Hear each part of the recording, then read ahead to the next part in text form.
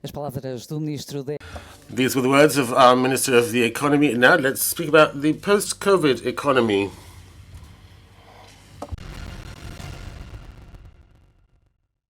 Mr. Rebelo, Sergio Rebelo is our speaker. He's the chair of the finance department of the Kellogg School of Management. He's going to talk about the post-COVID economy and the major challenges that we face, especially in these difficult times when we have war in Europe. Good morning. It's a pleasure to be present, although not in person. I want to tell you what's happening in the economy after the COVID crisis. These are some data for inflation in the Eurozone. Let's remember that since 1999, when the euro started, the European Central Bank has had difficulties to reach its target of inflation at 2% only. It's been slightly below, but then suddenly inflation rates are reaching 2 digits. One of the factors is this mechanical effect, which you can see on the chart. There was a deflation in 2020, so now we are comparing the prices with a baseline that is lower than it ought to be if the inflation had been constant at 2% throughout the entire period. Just to give you an idea, in 2019, the consumer price index was 110. In 2020, it went down to 100, and in 2021, it came back up to 110. Now, the inflation rate between 2020 and 2019 is like minus 0.9%. The consumer price index dropped to 100, and then between 2021 and 2021, the inflation rate was 10% because it went up 10%. So first we have inflation, and then we have prices recovering to normal levels. This has had an impact on the world economy. But not only that. If we compare the 2% trend that started back in 2019, the inflation rate is way above that 2%. We can see how important the effect is when we have an average between 2022 and 2019. And these orange bars show this inflation rate. So instead of 7.5%, the average is 4.5%. So it's more than double than the goal of the European Central Bank that expected to have no more than 2% inflation. This is the impact on transport costs and the prices of commodities. This is one of the index, the dry Baltic Index, what it costs to transport containers between different ports in the world. First, there was a huge increase in 2021. In mid-2021, the index went from up to 5,000 plus, and that's back to normal, similar to the values that we had in 2019. What's taking longer to normalize are the transport costs from China. This is the index that shows how much it costs to transport from Shanghai to other ports in the world. This index in 2019 was 2,500. It went up to 10,000, a huge increase. This has been slowly adjusted because China has followed a zero-COVID policy and used a vaccine that seems to be less efficient and with less local immunity. So they still have lockdowns and other policies to try to control the spread of COVID infections. To give you an idea of another factor, the scarcity of certain commodities due to lockdown. This is for the United States, the ratio between automotive inventory and sales. Now it's fallen down to almost 3%, so there are practically no new cars for sale in the United States. This has to do with the lack of microchips. Nowadays, they are essential components to manufacture cars. And as you know, there's a great scarcity of this kind of elements and a lot of demand. This may carry on for some time, but once again, the COVID crisis in China is affecting the availability of microchips. So these factors may take some time to be solved. This last element that I want to show you that is conditioning inflation and causing high inflation is the price of commodities, especially oil and natural gas. If we look at oil prices, once again, we have the baseline. I mean, it went down a lot. The price went down a lot between 2019 and 2020 because of lockdown. There was not much demand. Demand fell by more than 40% in March and April of 2020. So the price of oil crashed. But then it recovered. But even before the war of Ukraine, the oil prices were 45% above what it had been at the end of 2019. So the prices were already rising. This is the oil prices that have to do with the behavior of American producers. And now this behavior is also aggravated by the scarcity of oil due to the war between Russia and Ukraine. This is the weekly oil price evolution and the number of operations, oil wells that are being exploited in the United States. And this includes fracking,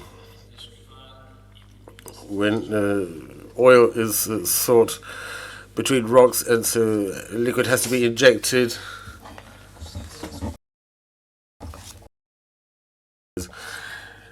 It takes almost a year to start such a process, but it can be stopped.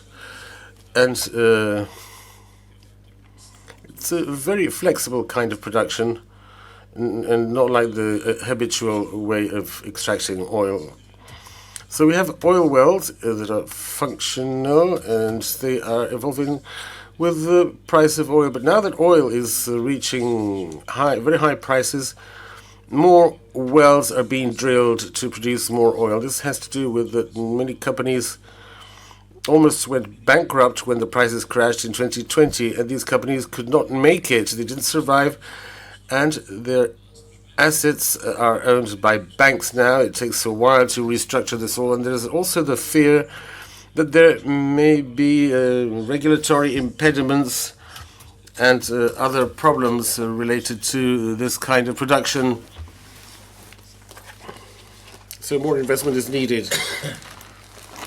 The regulation in the United States is helping oil to stay at very high prices.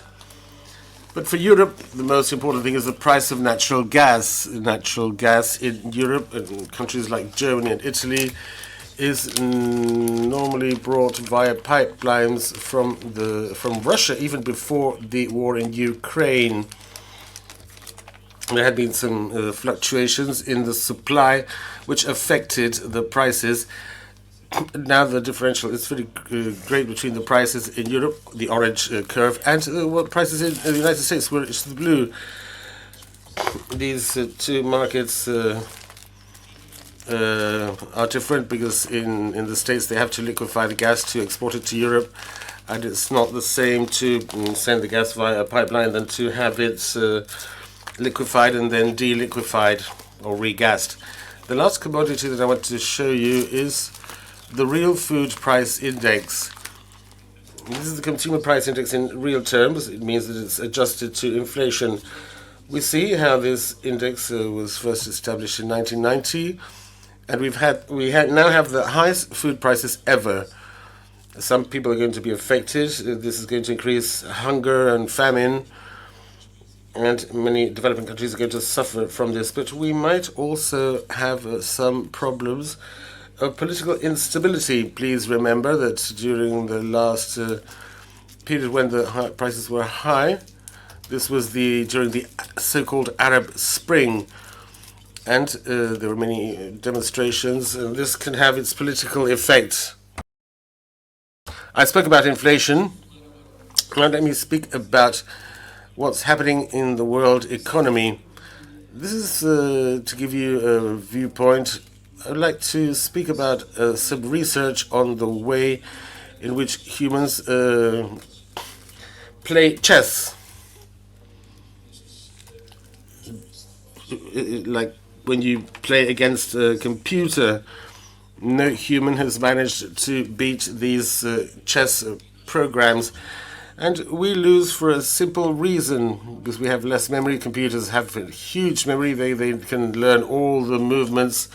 We have less of a capacity to make computational estimations and see what potential positions there are 10 players ahead. But the reason when we play chess is because we may develop a strategy and we follow the same strategy even when it's no longer valid. The strategy is to perhaps control the center of the board. We may lose 2 bishops. But this is part of human history, and sometimes we stick to our strategy and we want to justify the previous strategies. But the computers don't work that way. They look at the board and they forget the past, and they redesign their strategies based on the current situation and making new strategies for the future. That's the way the cookie crumbles. So it's no longer thinking about what the previous players were, and see, if the board is now like this, how can we go ahead? And this is the kind of mindset we need in business, because the world's chessboard is changing constantly and very rapidly. So we have to look ahead and see what's the best thing we can do for our future. The business chessboard in the world is very complicated. So if you manage a business today, you have to have this mindset and not stick to the things of the past. I'd like to now show you what's happening to the world trade at this so-called end of globalization of goods and services. The peak was in foreign trade. It reached in 2007, before the financial crisis in the United States that affected the whole world. After that, we see a certain stagnation or even decrease of world GDP. And now we see there is a globalization of services, and seeing that services are an obvious target for globalization. These would be the prices for the United States. There are several categories included in the Consumer Price Index. The aim of the American Central Bank, it would be reasonable to think that the price for everything, if consumers buy, there's an increase by 2%, but that's far from reality, because what's happening is that there are some articles such as TV screens or software, the prices have crashed. TV screen costs 90% less than it cost 30 years ago. But there are other services such as health services or education services that are skyrocketing in their prices. And it's the average of the falling prices on the one hand and the rising prices on the other that leads to this 2% inflation. So these are services that are subjected now to international competition, and perhaps in the next 2 decades, the globalization of services is going to have a great role.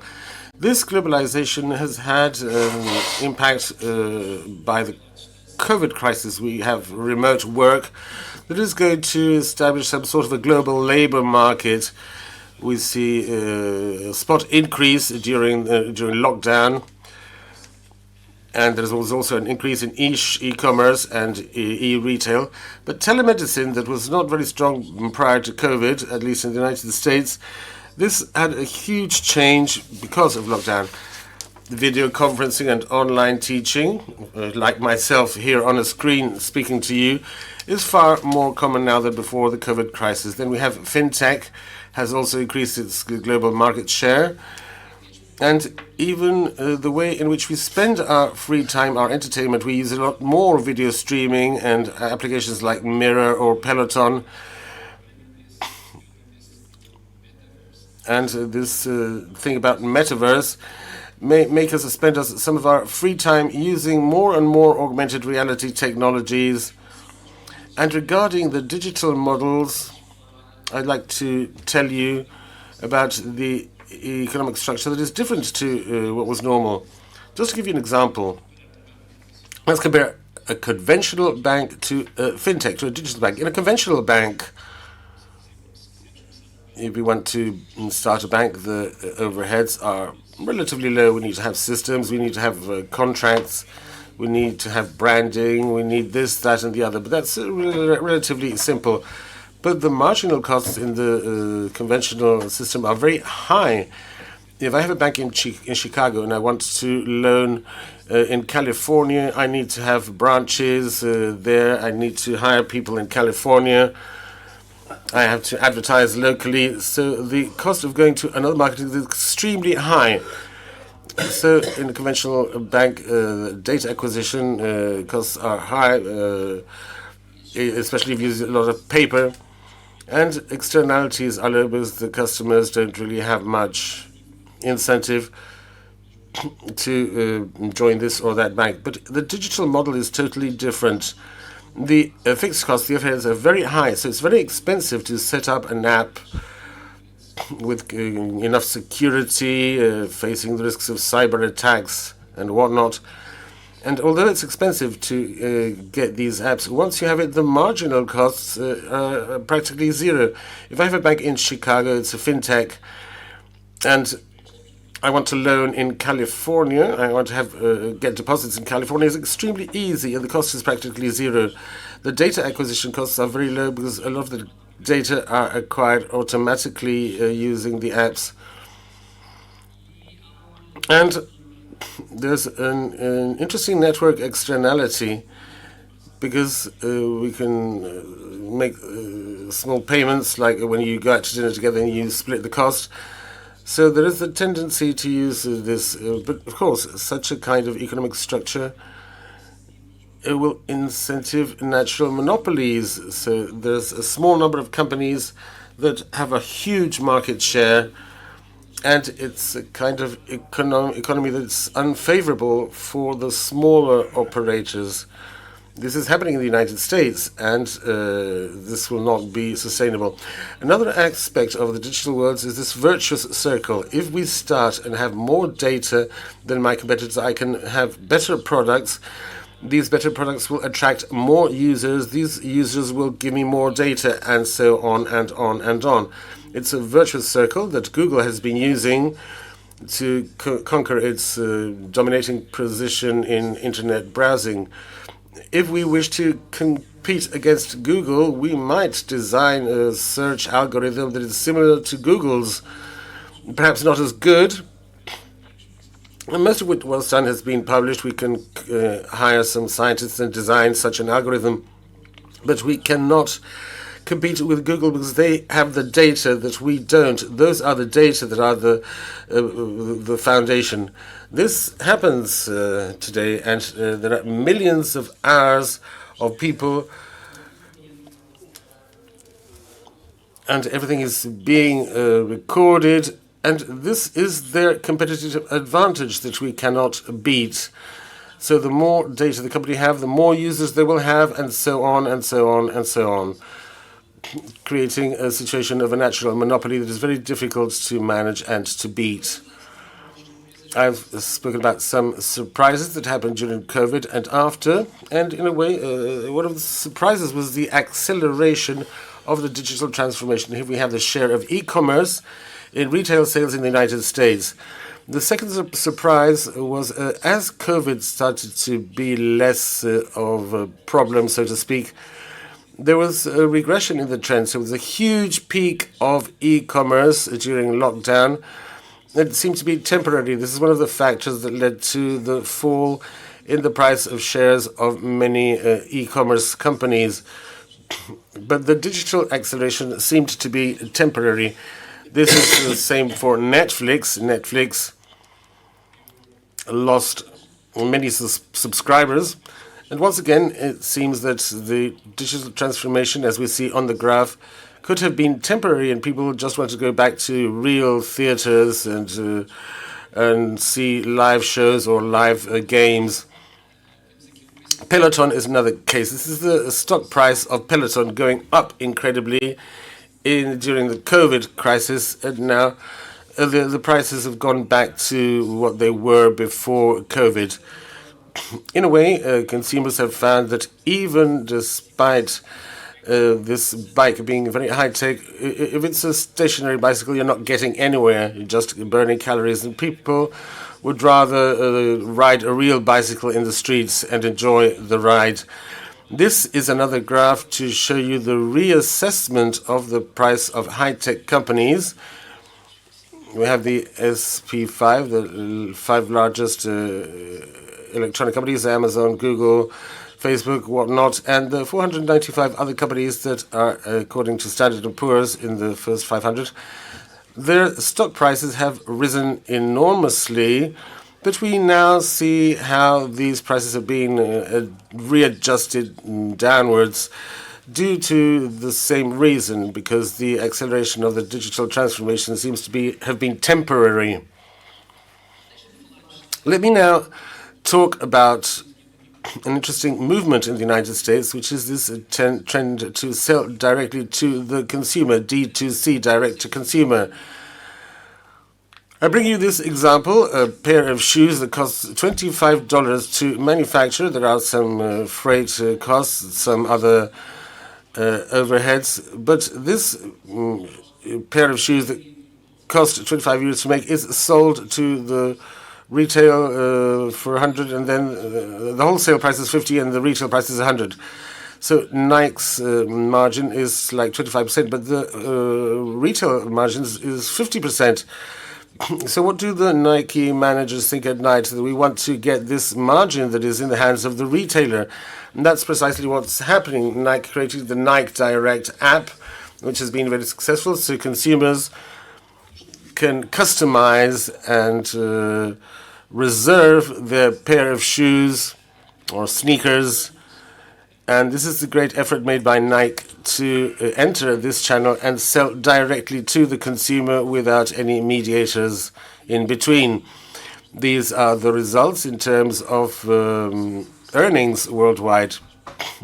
We have these strong brands that are trying to sell directly to the consumer and trying to avoid to using mediators. The advantages are obvious to capture the retail margin, but also to have a better control over the brand experience, the way in which consumers understand and experience the brand. Also collect the data from the consumers, good to recommend other products, but also to design new products. Data is so important. And also to protect their own intellectual property rights, because there are many forgeries out there. A similar story is that of Disney Plus. They sell directly to the consumer without having to go into the theaters. Or L'Oréal have their own direct channels to sell to cosmetics to the consumers.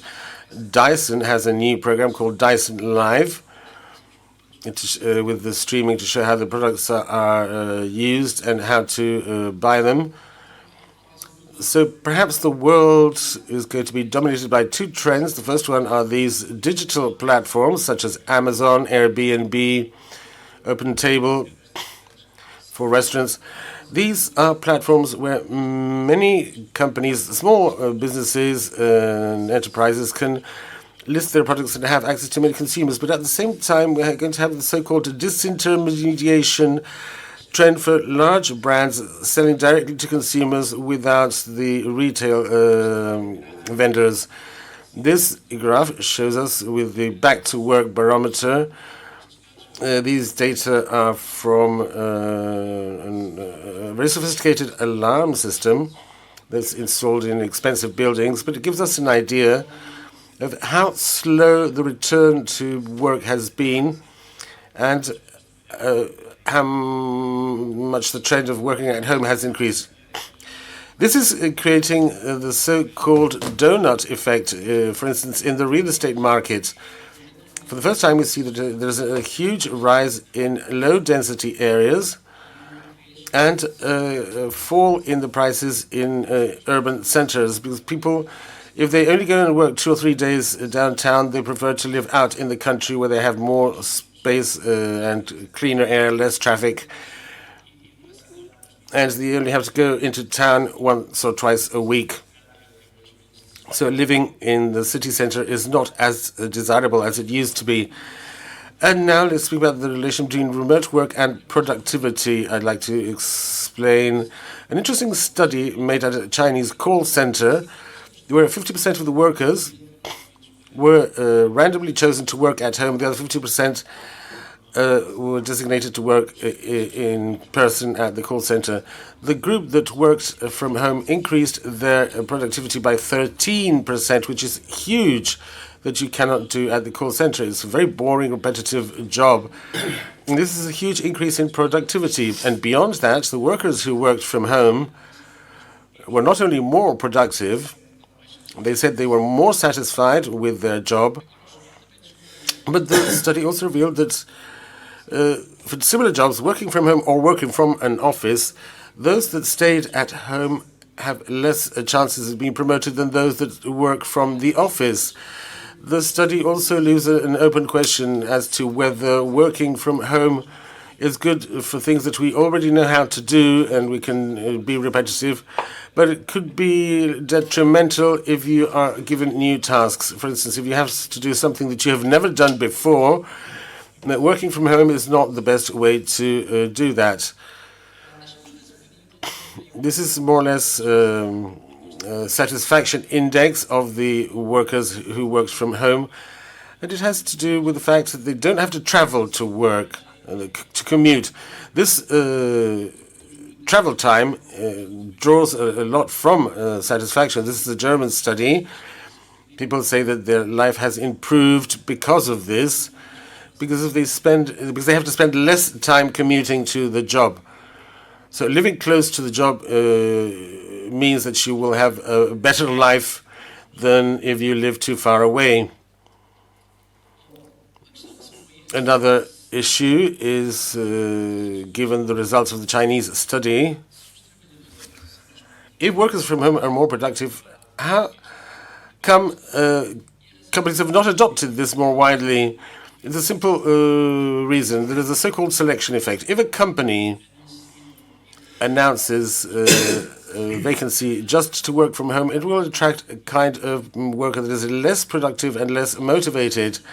So there is this sort of a natural selection effect, according to the Chinese study. Those who worked at home were randomly selected. They were not choosing that.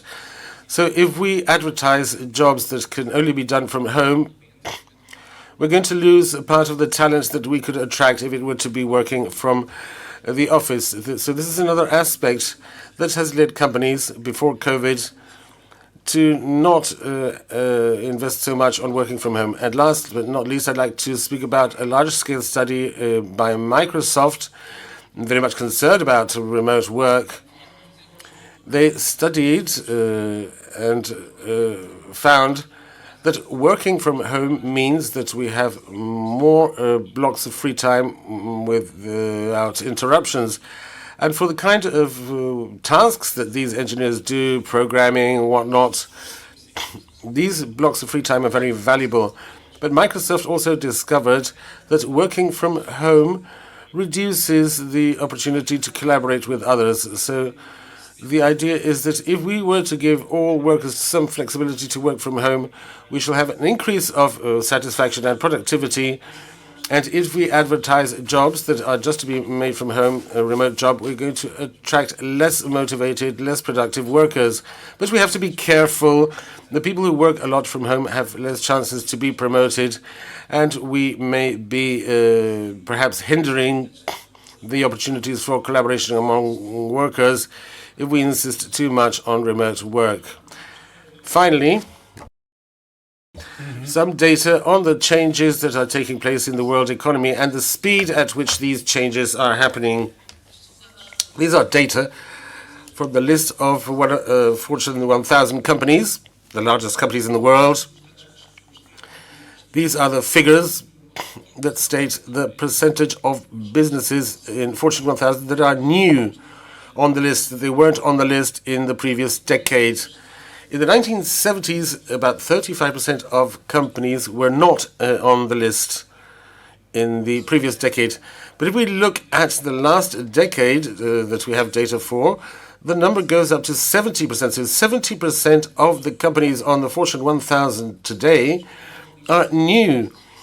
They either did not exist before or they just entered the list this decade. If there are 70% of new companies, there are 70% of companies that lost their ranking. What happened to these companies? Some were playing the same game. They were doing the same that they'd been doing before on this virtual chessboard. I hope my presentation has been interesting and has made you think about how the world is changing and how we must adapt and find new ways to play, new strategies for our businesses to continue to grow. Thank you very much. Lots of ideas for debate. They were now going to have with Patrícia Teixeira Lopes, Associate Dean at Porto Business School, and Felipe Santos, Dean at the Catholic University in Lisbon. Welcome to you both. Before we elaborate on a number of the ideas that were raised by Sergio Ribeiro, I would like to hear your comments on the data that confirmed that the Portuguese inflation rate of 7.2% in April this year, which means that it's the highest inflation rate since 1993, which leads us to a great concern in terms of the future. We have a number of the existing estimates for the UK for the fourth quarter, point towards inflation of about 10%. Thank you very much, Christina. Good morning, everybody. It's a pleasure being here. He's a former colleague, and so you can very simply and elegantly explain things that are very complex, including the origin of inflation. Well, the figures don't surprise me. For a long time, I've been saying that inflation was much more serious than people say, but they didn't want to create any anxiety. But inflation is there, so it's obvious that Portugal is going to accompany what's happening in other European countries. But I think that inflation has already existed for quite a while in our economies, but didn't exist in prices, but in assets on the global level. Look at the data that Sergio showed. He showed that there was a great increase in the shareholders' indices, and before the pandemic, and during the pandemic, there was on average prices were 30% higher. And so, knowing that there was a pandemic and there was a reduction of profits, the market had inflated crypto assets, and houses were going to fall because of the pandemic. On the contrary, they increased in price, but there's a great liquidity, accumulated savings over decades, and liquidity injected by banks at a very low interest rate. When the economy has this amount of money without applications because of the interest rate were negatives, where are they going to go to buy assets? And because the assets are very high prices, because of the effect of the war and the pandemic, well, this pool of money is going to raise the prices of the bank. And so the consumer defense organizations had warned people that things could change, and things could change because even the European Central Bank said that the interest rates are going to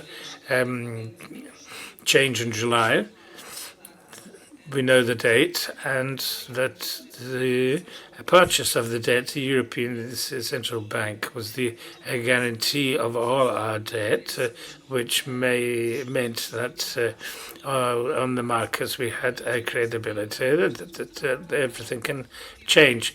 And so, for example, we have the United Kingdom with an interest rate of 1%, and so suddenly we have the setting of a perfect storm. Well, could the war and other questions. We'll go into that in a minute, with the lack of material and all the rest. But only in relation to this this subject, it says it already existed and now is coming up. The bubble is almost busting.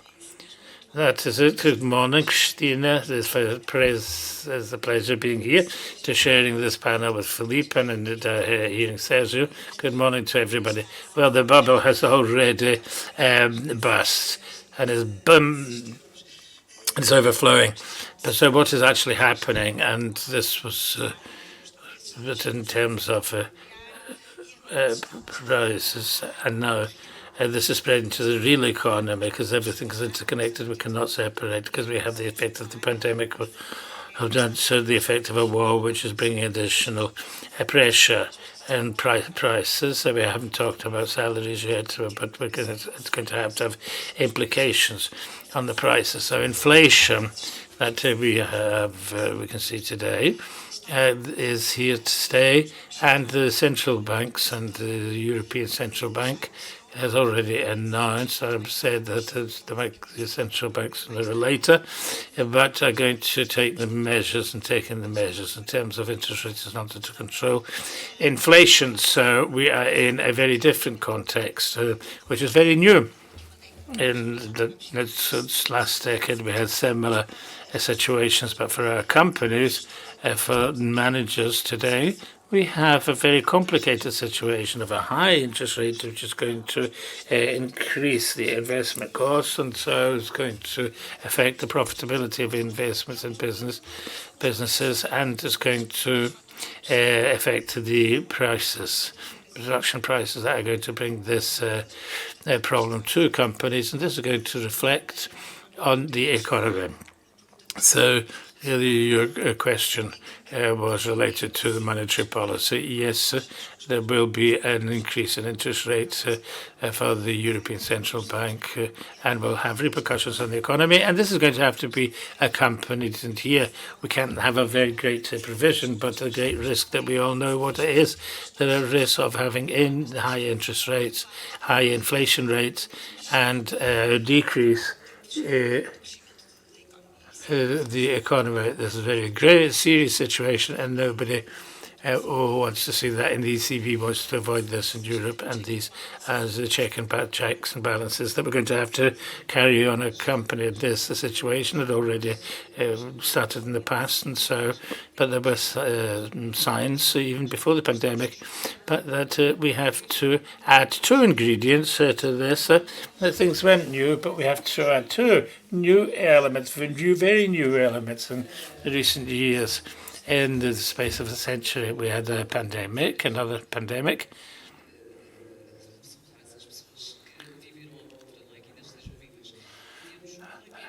And we have a war in Europe. And so with these two elements, so when we see a number of executives, Portuguese and others, it's saying, talking about the bazookas, for example, the great amount of money that comes from the European Union to help create a certain dynamism in the economies. These amounts are high, but how can they work with this the pandemic and the effects of the war? We don't know the effects of this. We don't know if it's going to be long. And we have another ingredient that I'd like to add to this question: the accession to NATO of Finland and Sweden, which has been prepared, and it was mentioned today that Finland was going to. So we're going to see what the position of Russia in relation to these two elements. I would like to say that the effect of the pandemic on the economies was sort of lightened by the mass public support that was given to companies and job maintenance in Europe and United States. So what actually happened was there was a certain number of reconfigurations the digital part, remote work, and we needed a number of chips, and there was a lack of chips, and the same thing has happened because of the production of food and energy, and so the number of basic components for the daily economy and for the digital economy, and so there's a lack of microprocessors, so there's a certain demand for these products. So this exacerbated the pre-inflationist impression, and so the market and the way the prices are formed is not prepared for these disturbances. And so we had the prices of energy that was ready for, was based on a number of stability. I mean, I'm not saying it causes 5 times more when there's a lack of stability, but the companies that the prices companies pay is 5 times more. We have to see how we're going to rethink this market prices, and at such an unstable time. Another aspect that, as you mentioned, which is worrying, is that inflation. Obviously, it causes disturbances in companies, but it affects the families directly, and families with very different, little margin between their income and the consumer. There is a lower middle class that is getting really worried because there are going to be many companies that are going to become poor in European companies in these developing countries. For example, during the last decade before the pandemic, we managed to take away almost 1 billion people from poverty, and since the pandemic we are going back to an increase in poverty that can worsen now, and so this is going to cause a great political and social problems, and this have the war in Europe with the possibility of social conflict with a number of European countries and other countries, and we've already seen that with we don't know what's going to be the evolution of France, because there's going to be elections in June, and so there's a number of very concerning points regarding the economy. Another bubble which appeared was the Treasury Bonds, and so how was it possible by German or Portuguese Treasury Bonds for over 10 years with a negative interest rate?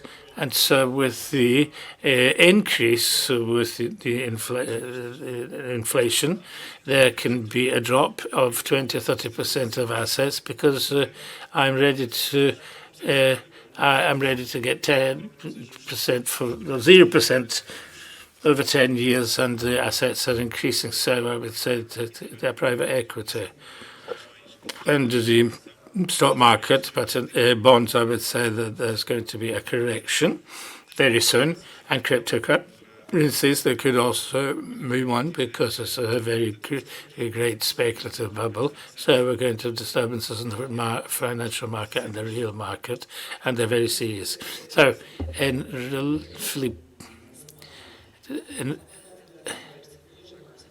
so there's going to be a Council of Ministers, and there's going to be another one in terms of the establishment of energy prices as an Iberian market. There's already been an opinion, a provisional opinion by the European Union. So up to what extent can this question benefit the Iberian market, namely Portugal, in this context?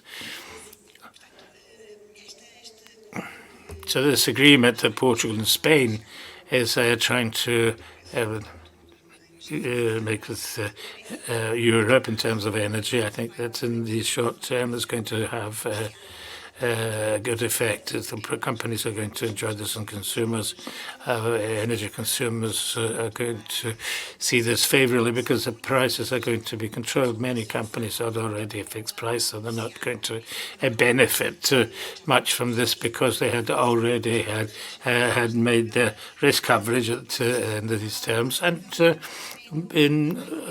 So in the medium term, we have to think we can't be left outside the European market because we don't know how long this crisis is going to, this energy crisis is going to last, and that is how long this price are going to be so volatile. And so if Spain and Portugal stay outside, they're going to lose the fluctuation of the market. So what we have ahead of us is uncertainty. So we're faced with many factors, but we talk about uncertainty. I mean, and what we teach is to manage uncertainty, but the level of uncertainty we have in the different fronts, I've never seen before.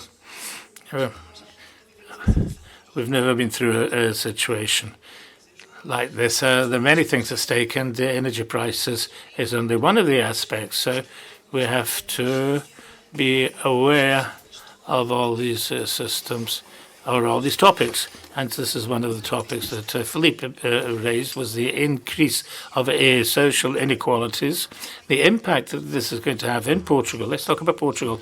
On the middle classes is very complicated because the middle classes are going to suffer, and there's going to be more poverty, and there's a gap between the richer and poorer is going to increase. And so in terms of the other assets, there may be a correction, but the other financial assets, it's not going to, the families spend the whole salaries on their normal life. They don't have savings, and so with inflation, so the salary is not going to be enough, and so we're going to have this level of poverty growing, and so those have savings are going to find ways because the interest rates are going to be higher than inflation, perhaps. And so there are alternatives where they can keep their application, so there's not going to be a problem. And so for those who live on the threshold of their salary, this imbalance that they have to manage, because people were not thinking that more problems were going to occur. And now we have the question, which quite often we talk about in Portugal, that is, those they're dependent on subsidies. The European countries helped a lot during the pandemic, and there was great flexibility from the European Union in terms of the deficit. In another context, the deficit could be low, but at the moment, and this is very practical terms, this is not very relevant, because in the real economy, people need help, but the state is not going to have the resources to help them. Well, this topic always brings us a certain number of paradoxes, because all this process that we live in the pandemics, that if we think of their impacts, is not exactly what we thought that they would be at the beginning. When with the pandemic, we thought there was going to be a great deal of unemployment, the economy is going to be destroyed. But it was, more money was injected in Europe and the United States, and so not only did unemployment not increase, it was reduced, and so we have companies that are looking for people. So there's a greater demand for than the number of people they have. I mean, this could be a logic of little flexibility because of the subsidies, but this is the fact at the moment there aren't enough people for the work that exists, and the pandemic said that's going to destroy the economy and businesses, but what we're actually witnessing is that, in fact, other businesses emerged, and at the moment Portugal has not reached the level that we had before, but all the economies have shown great growth, even in the COVID phase, and we still aren't COVID. And that's to say that we have a reality that was not the one that we expected at the beginning of the pandemic, which has got to do with these injections of money, fine. But we have a situation that we have to know how to manage, and it's got to do with the lack of resources, human resources. But there's also a lack of other production factors due to the problems arising from the war and the logistic chains and the increase of the number of raw materials. And so this mixing pot, this melting pot that we have to know how to manage. So what solution can you think of, for example, when a person still has money and you have got some savings and you want to buy a car? We know that the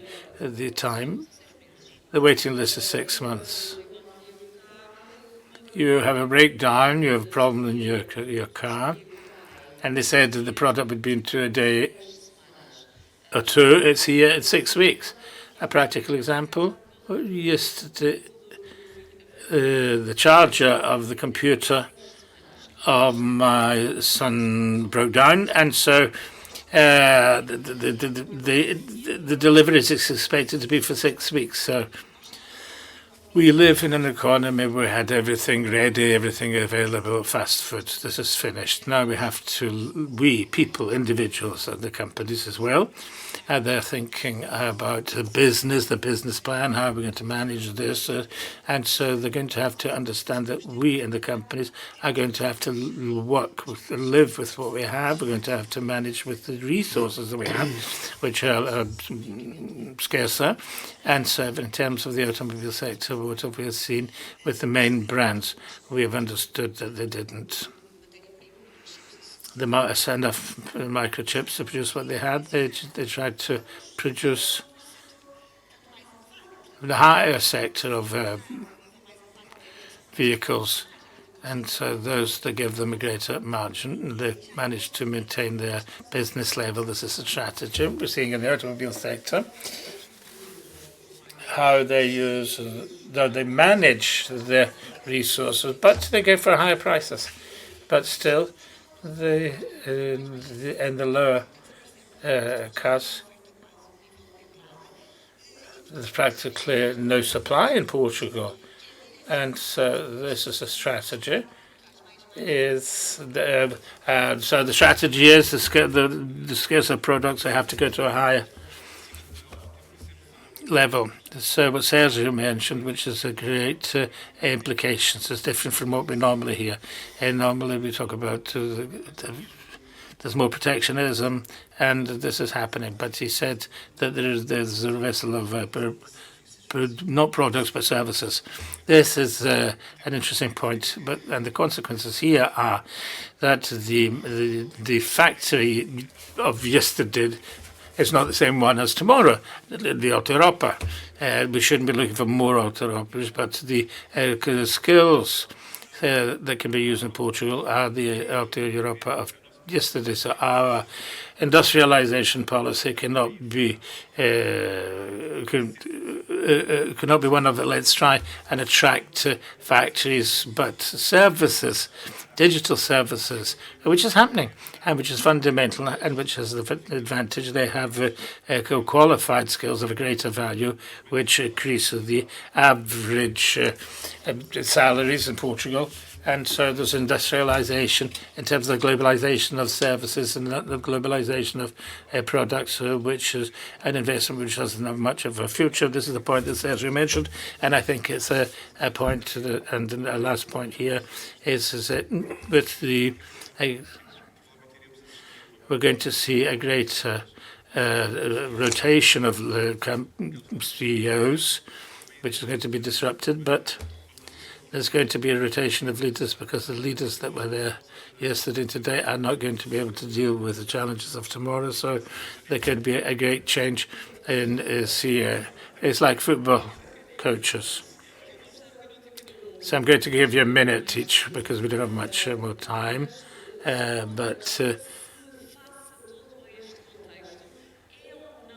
So all those contexts that we're talking about, is there a risk to invest in innovation given our topic? No, it's not a risk at the moment. Portugal, and I would like to leave this message. Portugal has unique opportunities to be positioned in this new world, in this new geopolitical, geostrategic situation by bringing innovation centers as an opportunity, because the global companies understand that they have to go from countries that were very far from the production centres offshore. They have to bring them to Portugal because a European country, and companies have to understand they have to regionalise. Not just the region, but Europe. Europe has to be more self-sufficient in its supply chain and its value chain. Portugal has the conditions to get qualified human resources and the knowledge that these global companies need, and they can bring this to Portugal, not only innovation centres, but I would like to see an end-to-end, that is, companies have to bring to Portugal a major fabrication industry to have this possibility to bring here the whole productive process, and Portugal can keep the added value and retain the talent, which is very important for our country at the moment, because by producing more and more, they will need more talent. So I think there's a great risk not investing in innovation today. And up to a certain extent, Treasury explained this. So the digital platforms are natural monopolies. So there's going to be one or two winners, leaders in each sector, and so they can go directly to the sector, and so they can create a virtuous circle. And so medium-sized companies that don't have a strong brand may lose out. And so innovation of branding, in fact, is fundamental for companies to be able to survive and create value in the competitive and global and digital world that we're going to live in the future. So it's fundamental to continue innovation. So, ladies and gentlemen, thank you very much. It was a pleasure. Agora a emissão é contigo.